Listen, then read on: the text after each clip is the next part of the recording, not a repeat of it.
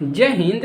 देखिए आज की क्लास में हम कक्षा 10 विज्ञान, इसमें हम अध्याय 9वां चैप्टर पढ़ रहे थे और आज की क्लास में हम अपवर्तन का नियम जानेंगे कि अपवर्तन का नियम क्या होता है।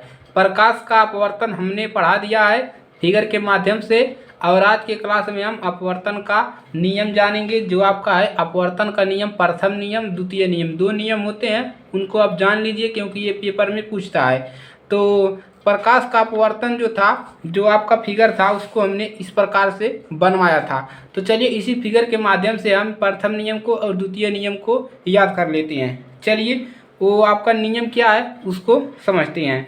तो यहाँ से आपका क्या होता है कि देखिए कि यहाँ से पहले परिभाषा देख लेते हैं। तो परिभाषा क्या है कि जब कोई प्रकाश किरण एक माध्यम से दूसरे माध्यम में जाती है तो आपतित किरण, अपवर्तित किरण तथा आपतन बिंदु पर खींचा गया अभिलंब तीनों एक ही तल में होते हैं। इसके कहने का मतलब देखिए क्या है कि यहाँ से कि जब कोई प्रकाश की किरण है, जो है प्रकाश की किरण, जब कोई प्रकाश की किरण एक विरल माध्यम है और आपका एक दूसरा माध्यम होता है सघन माध्यम, विरल माध्यम, सघन माध्यम।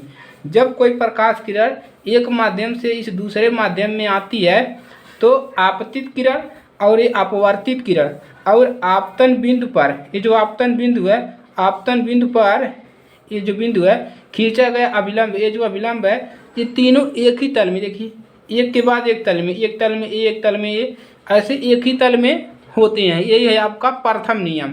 और द्वितीय नियम क्या है, देखिए द्वितीय नियम क्या है कि किन्हीं दो माध्यम के लिए आपतन कोण की जया साइन आई तथा साइन आर कोण की जया एक दूसरे के समानुपाती होती है।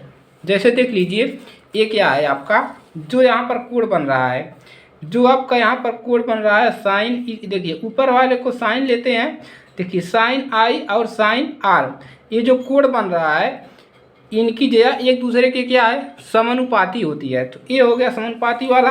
तो यहाँ से देखिए, यहाँ से एक सूत्र मिलेगा आपको, यदि आपतन कोण आई है तथा अपवर्तन कोण आर हो तो यहाँ से एक सूत्र मिलता है आपको। क्या सूत्र मिलता है कि साइन आई जो होगा वो बराबर होगा साइन आर के, और यहाँ से साइन आई बराबर होगा एन माइनस साइन आर। यहाँ से अपवर्तनांक एक नियतांक आ जाएगा। ये क्या है, एक नियतांक है, एक नियतांक ये आ जाएगा एन। तो यहाँ से हो जाएगा साइन आई बटा बराबर साइन यानी एन माइनस साइन आर। तो यहाँ से एन बराबर मिल जाएगा साइन आई बटा में साइन आर, ये मिल जाएगा। इसको क्या कहते हैं, इसको देखिए, इसको स्नेल का नियम भी कहा जाता है। आपसे कोई स्नेल का नियम पूछ ले तो आप यही बता दीजिए कि दोनों कोण क्या होता है, समानुपाती होता है। इसी को कहते हैं स्नेल का नियम। तो इसे स्नेल का नियम भी कहा जाता है, जहाँ यन क्या है, यहाँ पर यन है अपवर्तनांक होता है और यह जो अपवर्तनांक होता है अलग अलग माध्यम के लिए अलग अलग होता है, यानी कि सघन के लिए अलग होगा, विरल के लिए अलग होगा।